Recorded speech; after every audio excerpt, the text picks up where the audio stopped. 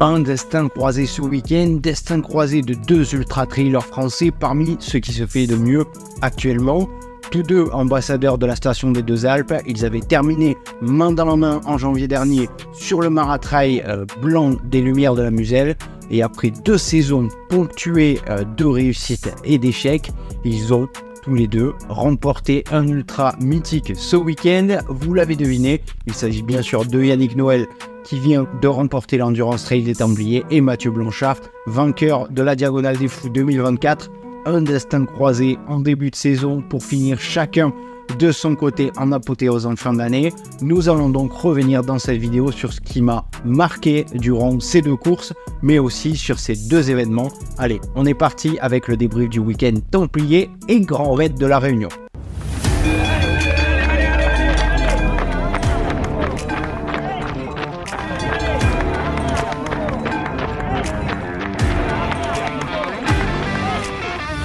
Allez alors, revenons dans un premier temps sur ce Grand Raid de la Réunion et plus particulièrement sur la Diagonale des Fous avec, on l'avait vu dans la vidéo preview, un beau plateau de favoris.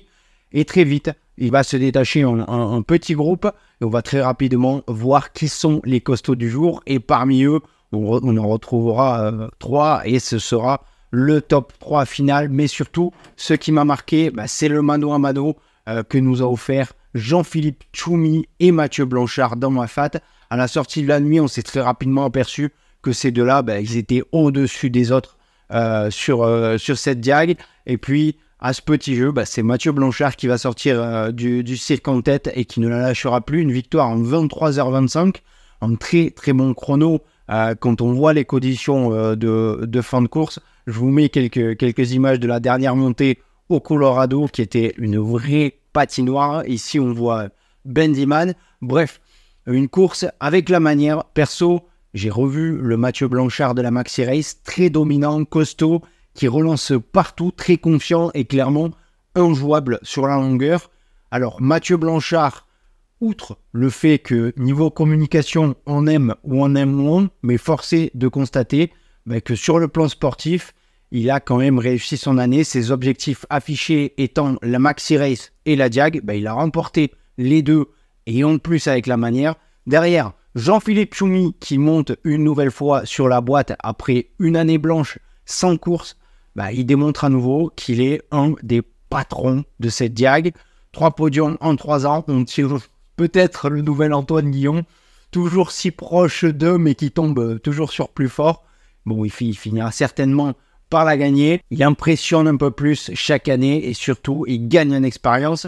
Et c'est un Bendiman lui aussi très costaud, jamais très loin des 2 premiers et des 2 hommes de tête qui vient prendre encore une fois la 3e place du podium. Lui aussi a les armes pour aller gagner cette diag un jour et il sera à nouveau en gros prétendant dans les prochaines éditions. Bref, une bien belle édition avec une belle bagarre chez les hommes, entre ces 3 hommes depuis le début de la course.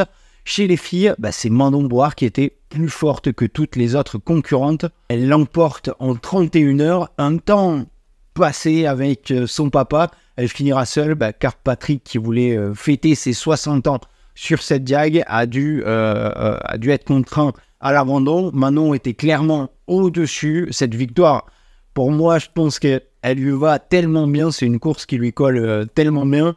Le parcours lui correspondait parfaitement et puis c'est une victoire qui lui fera du bien après ses échecs sur l'UTMB. Marilyn Nakache et Pauline Gardel complètent un podium et terminent toutes les 2 à plus d'1 heure de la vainqueur du jour.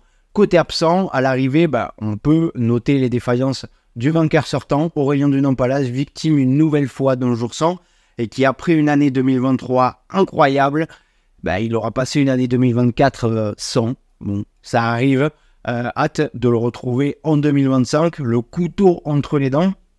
Aussi, on peut citer Germain Granger, qui a eu une année compliquée après sa blessure. Il a été dans le coup en début de course, que ce soit sur l'UTMB ou sur la Diag, mais après, il a manqué un peu de jus.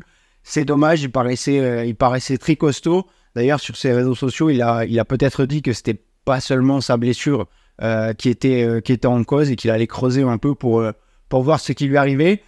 Et puis, on peut vraiment voir que les conditions étaient pas faciles du tout, quelques blessures qui ont été notées à l'avant. Les terrains glissants n'ont pas pardonné. On peut citer Cédric Chavet, longtemps dans le top 10, qui a dû abandonner après s'être fait une cheville. Idem pour son compagnon d'entraînement Antoine Guillon, la légende des lieux qui lui aussi malheureusement s'est fait la cheville et qui ne pourra pas aller au bout de sa 16e diagonale. On leur souhaite bien sûr un prompt rétablissement et on dit à l'année prochaine à tous bon monde, le couteau entre les dents pour aller au bout sans embûche.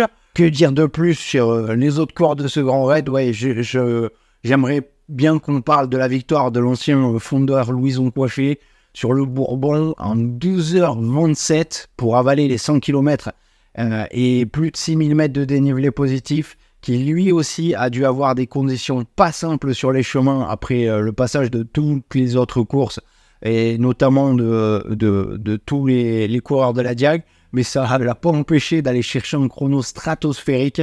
Il va falloir le suivre de très très près l'an prochain, car à mon avis il vient encore de passer un gros step après sa seconde place sur le 90 du Mont Blanc en 2023 et sa victoire sur sa Restonica cet été. Le voilà qu'il prouve à nouveau aujourd'hui qu'il faut désormais compter avec lui pour les prochaines années sur Ultra. Voilà pour ce petit débrief de la Diag.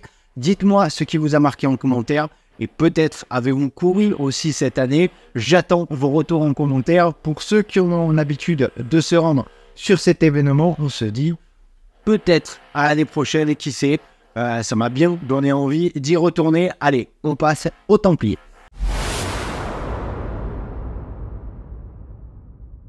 Les Templiers, un mythe en France, une des courses doyennes de notre pays, un événement qui est devenu majeur dans le calendrier français. Les Templiers et ses 11 courses adultes, une véritable organisation millimétrée pour ce gros événement qui a su garder son authenticité et qui plaît toujours autant aux coureurs depuis 30 ans.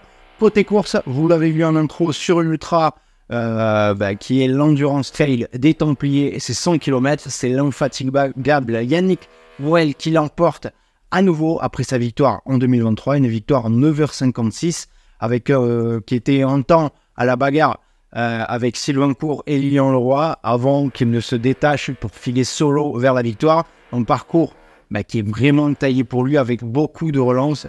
Ces deux compères de début de course compléteront le podium et il faut quand même le noter, Yannick Noël nous a pondu une saison 2024 stratosphérique, victoire sur la VVX, 3e nul à Varedo, top 10 sur l'UTMB et là victoire sur l'Endurance Trail des Templiers. Je sais pas vous, mais pour moi il est clairement dans une discussion pour potentiel titre d'Ultra Trailer français de l'année. C'est une sacrée saison et c'est pas fini, on l'avait vu, il progresse toujours et j'ai hâte de le voir sur les 2-3 prochaines saisons, ce que peut donner Yannick Noël sur Ultra. Ensuite, sur la course reine, le Grand Trail des Templiers, un plateau XXL comme tous les ans, avec l'élite du trail français et même au-delà, qui était au départ comme chaque année. On l'a vu, c'est le rendez-vous de fin de saison pour beaucoup. Et cette année, ça n'a pas dérogé à la règle, puisqu'on a eu droit à une belle bagarre en début de course, avant que la fusée Thomas Cardin ne se mette sur orbite. Il s'est satellisé jusqu'à la ligne d'arrivée avec une telle facilité, c'était déconcertant. Il est impressionnant, la fumée, elle n'a pas bougé du début à la fin, une aisance exceptionnelle. Il a tenté jusqu'à 10 minutes d'avance sur ses poursuivants. Au final, il termine en 6h38 pour avaler les 80 km et 3500 mètres de dénivelé positif, plus rapide que John Albon ou Jim Wamsley, même si le parcours diffère un peu d'une année sur l'autre. Mais bon, quand même, ça cause. Derrière, ils étaient 4 à se batailler pour les 2 autres marches du podium. Derrière, ils étaient 4 à se batailler pour les 2 autres marches du podium. Et finalement, c'est le Portugais Miguel Arceno qui va réussir à prendre la seconde place.